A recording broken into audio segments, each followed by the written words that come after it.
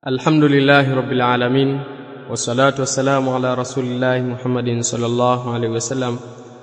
Allahumma ighfir lana wa li shaykhina wa lil mu'minina wal mu'minat wal muslimina wal muslimat al ahya'i minhum wal amwat, amma ba'd. Assalamu alaykum wa rahmatullahi wa barakatuh. Wapenzi wasikilizaji na wafuatiliaji wa channel zetu mbalimbali, karibuni katika kipindi chetu cha Kuza Maarifa na Ramadhani, kitakachokupatia fursa ya kuuliza swali na kujibiwa kwa mwongozo wa Qur'ani na Sunna. Barakallahu fikum. Muulizaji anauliza, katika swala sunna za kuinua mikono ni ngapi? Barakallahu fik. Bismillahir Rahmanir Rahim. Alhamdulillahi Rabbil Alamin, wassalatu wassalamu ala Rasulillah Muhammadin sallallahu alayhi wa ala alihi wa sahbihi wa sallam. Kuhusiana na swali ambalo lilokuwa limekuja kwamba sunna za kuinua mikono ndani ya swala ni ngapi? Swali hili kwa kauli ambayo ilikuwa maarufu na mashhur, sehemu ya kuinua mikono ni sehemu 4. Sehemu za kuinua mikono ni sehemu 4. Hizo ndo ambazo zilikuwa muttafaqun alayhi, pamoja na kwamba ukisoma kitabu Sifatu Salat cha al-Imam al-Albani amezileta baadhi ya hadithi ambazo wakazitaja na sehemu nyinginezo, lakini ambazo zilikuwa ni muttafaqun alayhi, ambazo kuinuliwa mikono ni sehemu 4. Sehemu 4. Kwanza, raful yadaini inda al-ihram, ni kunyanyua mikono wakati wa kuhirimia, pale unapotoa takbiratul ihram ya kuingia ndani ya swala. Wa inda rukui, na wakati unapokuwa una rukuu, yani unapotoka katika kisimamo ukenda katika rukuu, hiyo ni sehemu ya pili. Wal i'tidalu, na vile vile wakati utakapokuwa kwamba umetoka katika rukuu umekuja katika itidali, hiyo ni sehemu ya 3. Wa inda alqiyam ba'da rak'atayn, na wakati unaposimama kutoka baada ya rakaa 2, yani ukimaliza rakaa 2 unakuja zako rakaa 3. Hizo ni sehemu ambazo zilikuwa ni muttafaqun alayhi na hadithi zake hazina shaka yoyote. Kwa hiyo sehemu ambazo zilikuwa ni muttafaqun alayhi ni sehemu hizo 4, na dalili ya sehemu hizo ni hadithi ya Abdullah ibn Umar na hadithi ya Malik ibn Huwairith. Nitaisoma moja baada nyingine ili kujulisha namna ya sehemu hizo ambavyo zilikuwa zimethibiti kutoka kwa Mtume sallallahu alayhi wa ala alihi wa sahbihi wasallam. Abdullah ibn Umar, hadithi ipo katika sahihi al-Bukhari. Ukienda katika sahihi Bukhari utaikuta hadithi nambari 736.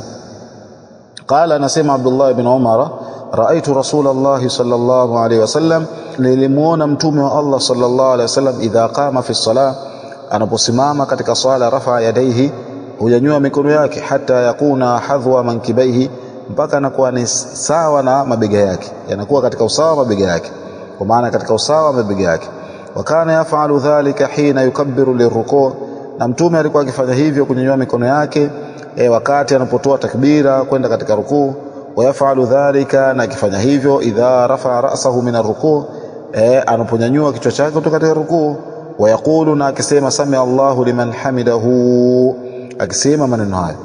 Wala mtume sallallahu alayhi wasallam alikuwa hafanyi hivyo anapoporomoka kuelekea katika sijida. Hadithi akhrajahu al-Bukhari, hadithi imesimulia Imam Bukhari kama tulivyosema kwamba hadithi ipo katika Sahih Bukhari nambari hadithi 736. Kadhalika vile vile hadithi ya Abdullah ibn Umar, hapo imetaja sehemu 2. Mtume sallallahu alikuwa akinyanyua mikono yake anapokwenda katika rukuu, na alikuwa akinyanyua mikono yake anapotoka katika rukuu kuja katika itidali. Hadithi ya Malik ibn Huwairith anatusimulia anna Rasulullah, hakika mjumbe wa Allah sallallahu alaihi wasallam, kana idha salla kabbara, alikuwa anaposwali mtume sallallahu alaihi wasallam kabbara, huwa anatoa takbiratu ihram, kwa maana analeta takbira.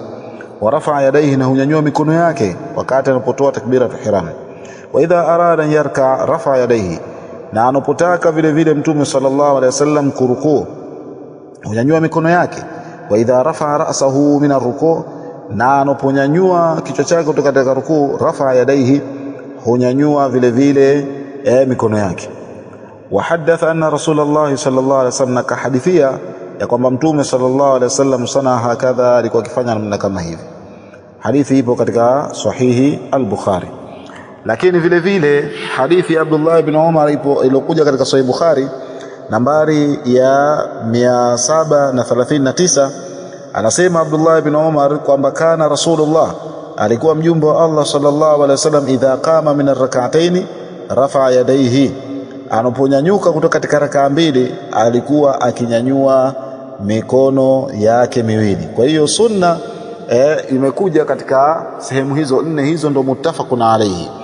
Na tumeashiria kwamba ukienda katika kitabu Sifatu Salati cha al-Imam al-Albani ametaja baadhi ya sehemu nyinginezo ambazo baadhi ya hadithi zimekuja, lakini baadhi ya wanachuoni wanazitia illa, lakini baadhi ya wanachuoni wanasema kwamba ni hasan. Lakini hasa sehemu ambazo kwa ni muttafaqun alayhi ni sehemu hizi nne ambazo kwa tumezisema.